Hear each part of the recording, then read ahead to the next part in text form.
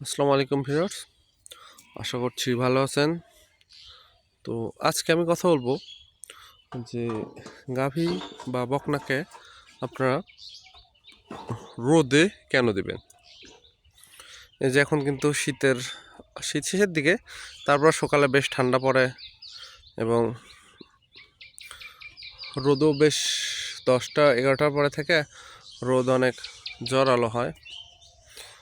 তো আসুন, আমরা গাভীকে কিন্তু প্রতিদিনই শীতের মধ্যে প্রতিদিন রোদে সকাল বিকালে রোদে দেওয়ার চেষ্টা করি। রোদের অনেক উপকারিতা, যেমন ধরেন রোদের একটা মূল উপকারিতা হচ্ছে রোদের একটা হিলিং পাওয়ার আছে। পৃথিবীর সমস্ত শক্তির উৎস বলা হয় সূর্যকে, তো হিলিং পাওয়ার তো আছেই। আর মূল যে রোদ কেন দিবেন, গরুর ঠান্ডা লাগলে সেটা প্রবলেম, ঠান্ডা ঠিক হয়ে যায়। পাশাপাশি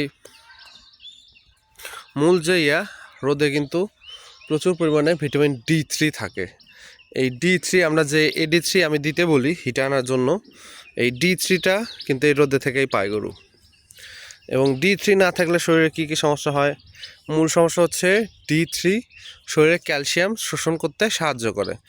যদি কোনো গাভী বা বকনার শরীরে D3-র অভাব হয়, সেক্ষেত্রে সে বকনা ঠিকমতো হিটে আসবে না, ক্যালসিয়াম শর্টেজ হবে। দেখেন রোদে বেশ রিল্যাক্সে আছে। এই যে এটা আমার 75%-এর বকনা।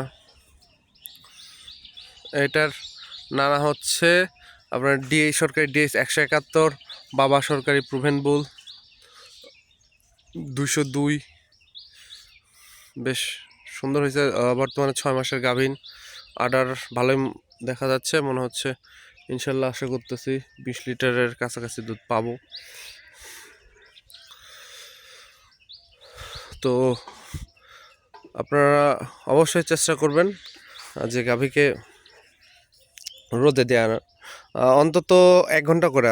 অনেকে দেখবেন যে গাভীগুলো হিটে আসে না ঠিক মতো রোদে, তারা যদি অনেক সময় রোদে দেয় 1 দিনের ভিতরেই হিটে চলে আসে। এবং যদি আপনার গাভীকে রোদে দেন, তাহলে সেক্ষেত্রে হবে কি, যে হাইপোক্যালসিমিয়া অর্থাৎ ক্যালসিয়াম সংকট। অনেকে দেখবেন যে অনেক গাভীর অনেক সময় দুধ দিতে দিতে ক্যালসিয়াম শর্টেজ হয়ে যায়। এখন দুধ দিতে দিতে ক্যালসিয়াম শর্টেজ কেন হয়? যখন গরু তার খাবার থেকে পর্যাপ্ত ক্যালসিয়াম না পায়, তখন হয় কি, তার হাড়ের ভিতরে যেগুলো ক্যালসিয়াম গচ্ছিত থাকে সেগুলো আস্তে আস্তে দুধের মাধ্যমে বের হয়ে আসে, যার ফলে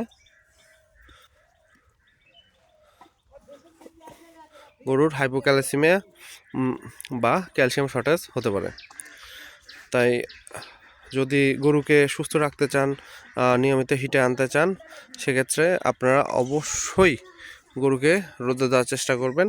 এতে আপনার গরুর যে বাচ্চা হওয়ার পরে, অনেক সময় দেখবেন যে বাচ্চা হওয়ার পরে আপনার ক্যালসিয়াম ঠিক হয়েছেন, কিন্তু বাচ্চা হওয়ার পরে গরু আর দাঁড়াইতে পারতেছে না বা বাছুর দাঁড়াইতে পারছে না, অর্থাৎ গরুর হাইপোক্যালসিমিয়া বা ক্যালসিয়াম স্বল্পতা হয়ে গেছে। আবার অনেক সময় দুধ দিতে দিতেও দুধ জ্বর হয়, যে গরু দুর্বল হয়ে যায়, ওইটাও এক ধরনের ক্যালসিয়াম স্বল্পতা।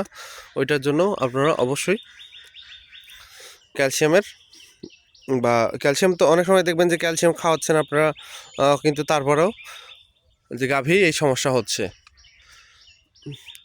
যা এর কারণ হতে পারে হচ্ছে যে আপনার গাভী ভিটামিন D3 এর স্বল্পতা রয়েছে।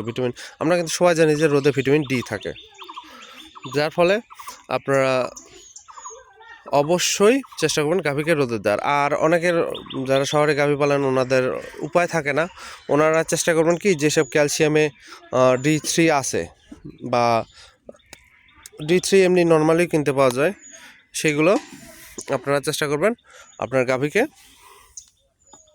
দেওয়ার জন্য।